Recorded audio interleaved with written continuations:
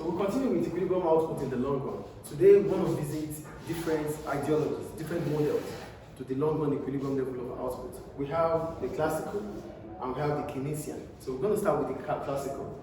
For the classical, what do they say about long run equilibrium level of output? I wrote, the fundamental principle of the classical theory is that the economy is self-regulating. Well, what do they mean by being self-regulating? It means the economy can achieve whatever it wants to achieve, in as much as it has the resources to achieve it. So that is why it's always on vertical at OY2. It can achieve everything it has because it has all the resources to achieve them. So in at that period of time, the long run equilibrium means that the economy is fully employed with all resources. That is for the classical. So let's continue. This implies that the economy is always capable of achieving the natural level of real GDP, which is the real GDP that is obtained when resources are fully employed. So that means with the classical theories or with the classical model, they believe all resources are fully employed, that there are no left resources available. That is why it's always vertical at OY2. It is fixed. Resources are done. Do we get it? So the only thing they talked about is that in the long run, there's always wage flexibility. Because there's no unemployment within the economy anymore. So the wage rate will be flexible. That's according to the classical. Is it clear? So this is all about the classical economy, or the classical model of long run equilibrium level of output. It's always going to be at OY2. The real national output will be at OY2, and it's vertical at LRAS2. I think it's clear. So that means this is achievable. OY1 is achievable, OY2 is achievable at AT2, LRAS2. Here, it means that all resources are fully employed. No left resources, unemployed. Do we get it? Then let's go to the Keynesian. They have an opposite view to the classical. So what do the Keynesian say? The Keynesian view suggests that the economy can still be below full employment, even in the long run. So for the Keynesian, they believe that even in the long run, the economy can still be unemployed. That resources can still be fully not used in the long run. So this is graphically represented as this. So look at the graph here. For the Keynesian, they started off their long run aggregate supply. Look at here, please. For the Keynesian, they started off their long run aggregate supply curve horizontally. That is why, here, for the classical, the long run aggregate supply curve is vertical. But for the Keynesian, they started it off horizontally. That is the difference between them. They believe resources are still fully unemployed. So that means, here, look at it. The Keynesian long run aggregate supply curve starts off horizontally because at low levels of output and employment, the economy has paid an unused capacity. That means the economy is not using all its resources, which implies that there's unemployment within the economy. So that is their own theory. That is why for every Keynesian, they always advocate for government intervention because they believe the resources are not still fully engaged or employed by the free markets. Do you get what we're talking about here?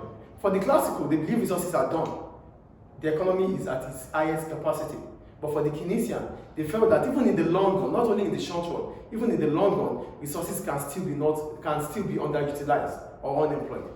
So that is why their own theory is based on starting the long run aggregate supply curve horizontally, not vertical at OY2 here. So it's horizontal at OY1. Do you get it? Do we understand? So to reach OY2, they believe there's need for government intervention. That is Keynesian ideology, Keynesian model. That the economy can reach OY2 only if government is intervening. Do we get what I'm talking about here, please? Do we get it? So, this implies that the long run equilibrium will remain at OY1 because wages might not fall when there is unemployment. So, here, for the classical, they believe there's no unemployment, that all resources are fully employed. But for the Keynesian, they believe that there's still unemployment. And because there's unemployment in the economy, wage rates cannot be increased. Get the point here. Here, wage rate is flexible, according to classical. But for the Keynesian, they believe because there's still unemployed resources, there's still unemployment within the economy, wage rate cannot increase. So if wage rate cannot increase, they said because wage rate might not fall when there is unemployment. So wage rates do not fall. Wage rates cannot increase too because there's unemployment in the economy. The only period wage rate can increase is when the economy is fully employed. Because if the economy is fully employed, it means employers will be trying to give more to workers to get them, because the economy is fully employed. Do we get what I'm talking about? I said, oh, why one? Because wage might not fall when there is unemployment. The wage rate will not fall because there's unemployment. Do we get it or not? So this is for the Keynesian. But for the classical, they believe everything is flexible. Is it clear? Yes. So look at the argument. So the key argument is that there's an extent to which workers react to unemployment by accepting wage rate cuts. So the argument between the classical and the Keynesian is that the reaction of workers when there is unemployment, are you going to be able to cut their wages or not? And how are they going to react? Do you get it? The classical believe that there's no unemployment. The resources are fully employed.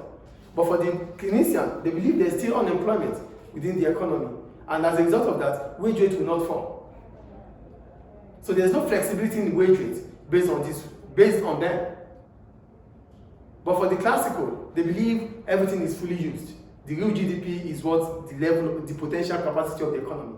So the real GDP is the same as the potential capacity of the economy. That means the potential output of the economy. But here, this is not achievable. OY2 is not achievable without government intervention. Do we get the difference here? Here, they believe there's no need for government. That's why they call it self-regulating. There's no need for government. So that's why it's vertical. That the economy can achieve whatever it needs to achieve with the free market. But for the Keynesian, they believe it's going to end at OY1, which is why it started from horizontal from OY1. And it cannot get to OY2 except if government is intervening. Do we get the difference now? So that's the difference between Keynesian model and classical model in long-run equilibrium level of output. Any question? So in the next slide, we'll talk about increase in aggregate demand in the classical model. Thank you.